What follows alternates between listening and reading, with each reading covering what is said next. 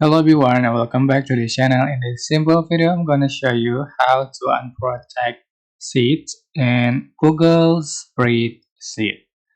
So you can open the Google Spreadsheet that you want to unprotect the seed that you have. For example, as an you can see, um, alright. But before I'm going to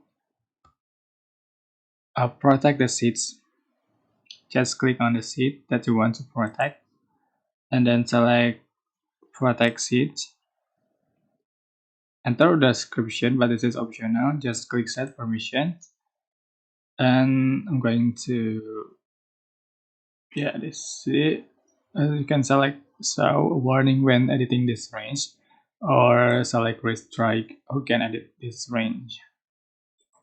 Done. So to unprotect, you can right click on the seed, protect seed, and select the click on it, protect it. Select the protection seeds. Just click delete, remove. So the unprotected.